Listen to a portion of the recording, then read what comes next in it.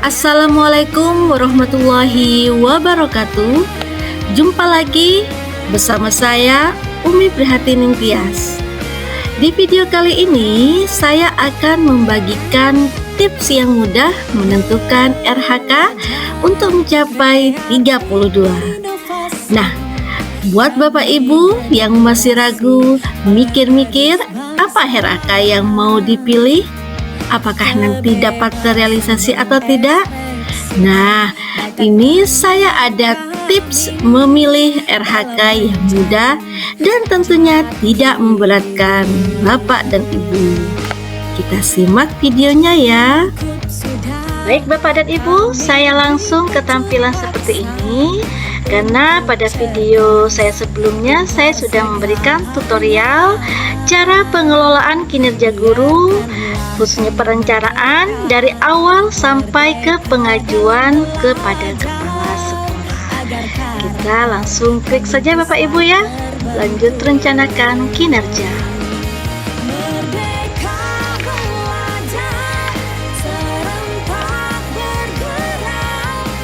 Nah, Bapak Ibu, di sini ada beberapa indikator dan Bapak Ibu harus memilih satu saja sesuai dengan rapot pendidikan di sekolah Bapak Ibu, dan yang paling diutamakan yang perlu perbaikan.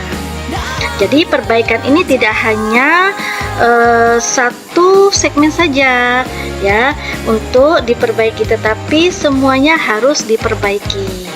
Jadi di satu sekolah itu bukan satu item yang dipilih oleh semua guru, tetapi sebisa mungkin setiap guru memilih item yang berbeda-beda agar seimbang, karena perbaikan sebisa mungkin harus merata.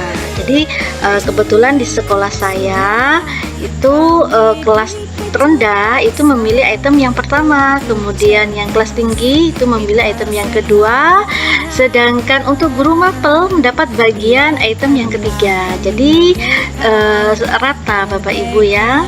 Baik, saya langsung klik di item yang kedua dan kita lanjut ke pengembangan kompetensi.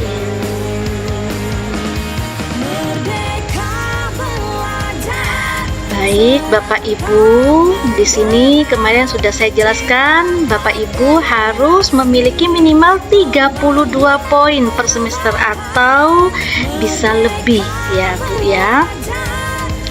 Nah, saya akan menjelaskan satu persatu indikator yang terdapat di rencana hasil kerja.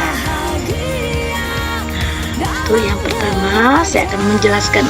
Yang pertama, meningkatnya kompetensi melalui peran sebagai partisipan kegiatan seminar, lokakarya, konferensi, simposium, dan atau studi banding lapangan yang diselenggarakan di bidang pendidikan.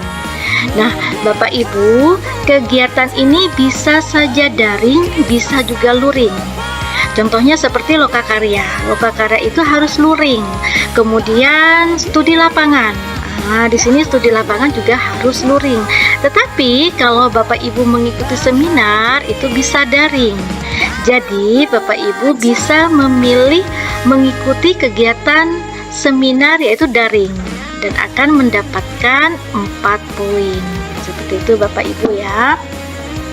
Kemudian yang kedua, meningkatnya kompetensi melalui peran sebagai peserta berbagi praktik baik yang diselenggarakan komunitas belajar. Jadi Bapak Ibu, komunitas belajar saya dan komunitas belajar Bapak Ibu itu ada kegiatan berbagi praktik baik, kegiatan pembelajaran di sekolah saya atau berbagi praktik baik, kebiasaan-kebiasaan baik di sekolahnya guru siapa gitu ya Bu ya. Nah, itu bisa diselenggarakan oleh komunitas belajar. Nah, nantinya di komunitas itu akan mengeluarkan sertifikat. Nah, disinilah nanti Bapak Ibu akan mendapatkan sertifikatnya. Nah, dan bisa dijadikan sebagai bukti dukungnya. Kemudian kita lanjut yang ketiga. Meningkatnya kompetensi melalui peran sebagai peserta coaching atau mentoring, pengembangan kompetensi oleh guru, kepala sekolah, dan atau pengawas sekolah. Nah, di sini peserta coaching atau mentoring ini bisa dilakukan oleh komunitas belajar di sekolah atau komunitas belajar lainnya. Jadi Bapak Ibu tidak harus yang dari Dinas Pendidikan, tetapi bisa dari organisasi provinsi juga. Dan ini bisa dilakukan secara daring atau secara luring. Kita lanjutkan.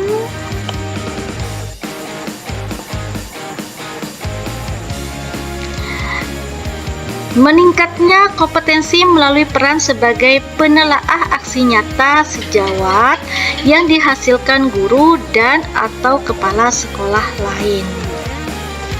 Nah, Bapak Ibu perlu diketahui bahwa penelaah aksi nyata ini adalah penelaah aksi nyata yang ada di PMM. Artinya, orangnya ini harus sudah masuk di skip penelaahnya PMM dan menjadi tim penelaah. Nah, Bapak Ibu, untuk menjadi penelaah aksi nyata itu ada pendaftarannya. Jadi Bapak Ibu mendaftar dulu, kemudian Bapak Ibu mengikuti tes dan juga mengikuti pendidikan yang diadakan. Seperti itu. Jadi ada pendaftarannya, ada tesnya, ada pendidikannya sendiri Bapak Ibu. Nah, kalau bisa Bapak Ibu jangan memilih ini ya Bapak Ibu ya, jadi di skip aja gitu. Kemudian selanjutnya, meningkatnya kompetensi melalui peran sebagai penelaah cerita praktik yang dihasilkan guru dan atau kepala sekolah lain. Nah, di sini juga ya Bapak Ibu, saya sarankan jangan memilih ini karena tidak bisa dipilih. Karena apa? Karena takutnya Bapak Ibu tidak bisa untuk membuat bukti dukungnya. Sama halnya dengan yang berikutnya. Meningkatnya kompetensi melalui peran sebagai penelaah perangkat ajar yang dihasilkan guru dan atau kepala sekolah lain. Jadi intinya 3 poin ya Bapak Ibu ya, 3 poin yang isinya penelaah ini silahkan Bapak Ibu skip saja, jadi tidak usah dipilih begitu Bapak Ibu ya. Baik, kita lanjutkan lagi. Nah, di sini meningkatnya kompetensi melalui peran sebagai penyusun kumpulan konten unggulan yang dapat dibagikan kepada guru dan atau kepala sekolah lain. Nah, penyusun konten unggulan ini adalah konten unggulan yang ada di PMM. Saya berikan contoh konten unggulan yang ada di PMM ya Bapak Ibu ya. Jika Bapak Ibu memilih ini, maka Bapak Ibu harus punya yang seperti ini dan tidak bisa didapatkan ketika masuk di tahun 2023 Bapak Ibu. Jadi Bapak Ibu harus berjuang lagi supaya bisa masuk di konten unggulan di tahun 2024. Artinya yang konten unggulan ini bisa Bapak Ibu skip karena masih menunggu apakah bisa masuk atau tidak. Seperti itu Bapak Ibu ya. Kita lanjutkan. Nah, di sini meningkatnya kompetensi melalui peran sebagai narasumber berbagi praktek baik dalam kegiatan yang terkait implementasi kurikulum Merdeka dan atau perencanaan berbasis data. Nah, narasumber berbagi praktik baik ini Bapak Ibu sebelumnya ada sendiri yang namanya NSBPB, narasumber berbagi praktik baik. Seperti itu Bapak Ibu ya. Tetapi kemudian setelah ada beberapa perubahan bahwa semua yang melakukan praktek baik dan membagikan praktik baik itu kemudian dibagikan ke lainnya, nah itu sudah bisa disebut sebagai narasumber berbagi praktik baik. Seperti itu. Jadi jika Bapak Ibu membagikan praktik baiknya di webinar atau di kegiatan workshop sekolah, maka Bapak Ibu sudah bisa disebut sebagai narasumber berbagi praktik baik. Itu yang sekarang Bapak Ibu ya. Tetapi ada juga yang menyebutkan bahwa narasumber berbagi praktik baik itu harus benar-benar yang NSBPB. Nah, ini saya akan memberikan contoh seperti apa NSBPB itu. Nah, seperti ini ya Bapak Ibu ya. Jadi di profil PMM-nya itu ada tanda bintang, kemudian ada tulisan narasumber praktik baik IKM. Nah, ini adalah NSBPB dari PMM. Pertanyaannya bagaimana kalau tidak ada tanda bintangnya? Nah, kalau tidak ada tanda bintangnya, maka bukan NSBPB. Jadi, Bapak Ibu boleh memilih apakah menjadi narasumber berbagi praktik baik atau tidak. Gitu. Karena ada yang mengatakan bahwa semua yang berbagi praktik baik itu disebut narasumber, tapi jika takut atau masih ragu-ragu, Bapak Ibu tidak usah memilih, itu juga tidak masalah. Tapi jika yakin, silahkan memilih. Seperti itu Bapak Ibu. Kita lanjutkan ya ke poin selanjutnya. Meningkatnya kompetensi melalui peran sebagai partisipan observasi praktik pembelajaran, mulai dari persiapan, pelaksanaan, dan diskusi tindak lanjut bersama rekan sejawat. Nah, di sini Bapak Ibu, biasanya di sekolah yang melakukan lesson study, kemudian ada yang menjadi observer, maka di sini bisa mendapatkan 8 poin. Jika memilih ini, maka yang dikumpulkan adalah laporan. Nah, pertanyaannya lapornya seperti apa ya? Seperti itu ya Bapak ya. Jadi laporannya itu mulai dari persiapan, pelaksanaan, dan diskusi tindak lanjut. Jadi nanti dibuatkan bukti-bukti dukungnya berupa laporan, kemudian di scan, baru nanti bisa diupload di PMM. Kita lanjutkan lagi. Meningkatnya kompetensi melalui peran sebagai peserta kegiatan pelatihan atau bimbingan teknis yang memperoleh sertifikat di bidang pendidikan, kebudayaan, riset, dan teknologi. Nah, di sini Bapak Ibu, pelatihan dan bimbingan teknis ini, Bapak Ibu, adalah pelatihan yang harus tersertifikasi. Jadi balai pelatihan yang sudah tersertifikasi, misalnya itu Kemendikbud, ya BPGP, seperti itu ya. Jadi untuk kegiatan BIMTEK dan pelatihan, kalau statusnya sebagai ASN, itu lebih baik memilih BIMTEK yang diadakan oleh Dinas Pendidikan atau BPGP atau Kemendikbud. Nah, seperti itu. Kita lanjutkan ke poin selanjutnya. Meningkatnya kompetensi melalui peran sebagai peserta pelatihan mandiri sesuai model kompetensi guru, kepala sekolah, dan atau pengawas sekolah. Nah, Bapak Ibu, pelatihan mandiri ini yang ada di PMM itu dan harus sudah dapat sertifikat.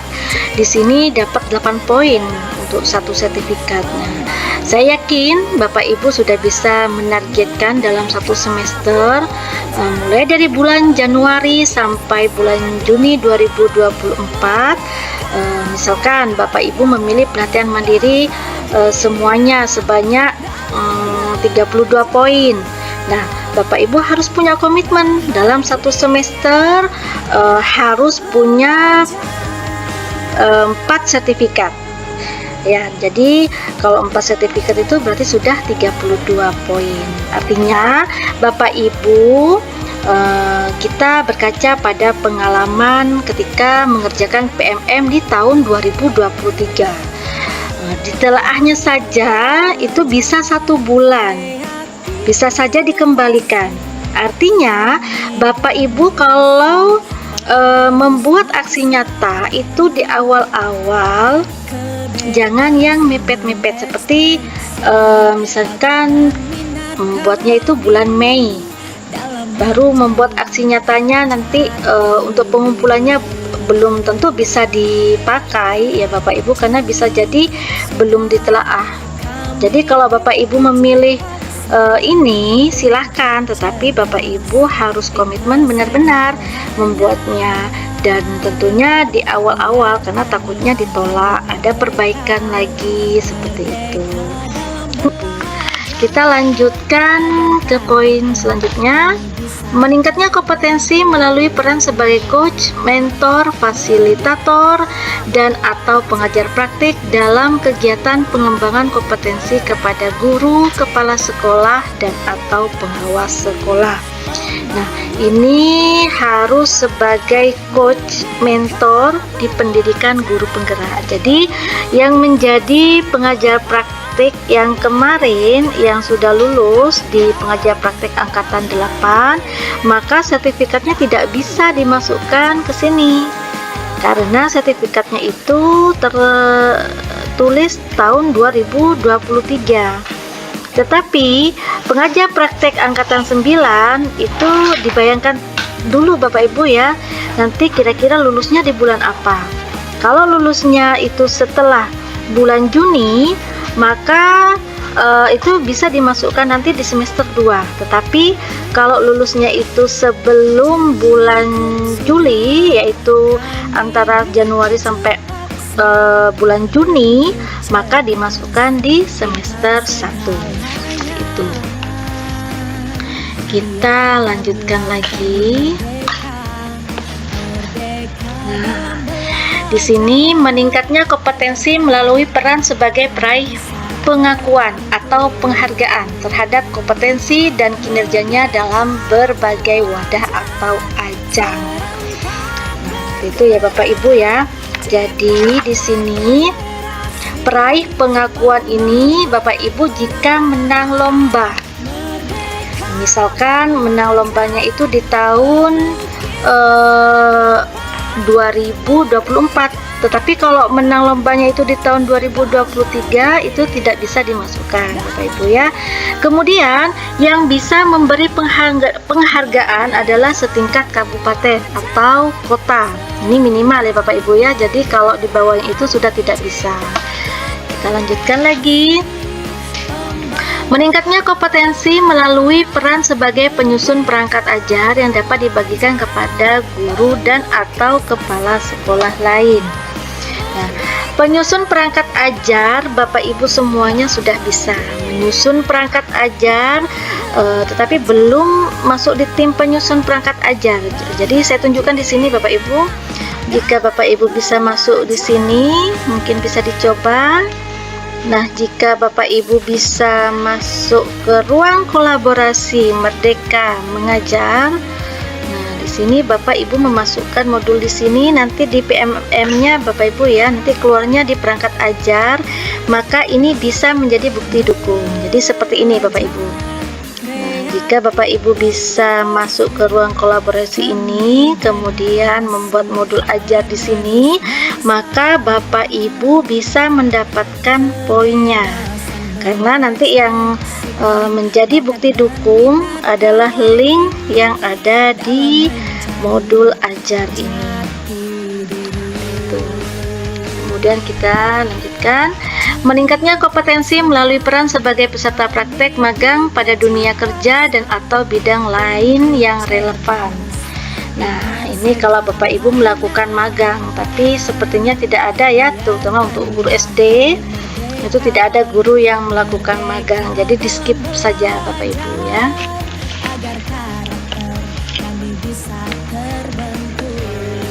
Kita lanjutkan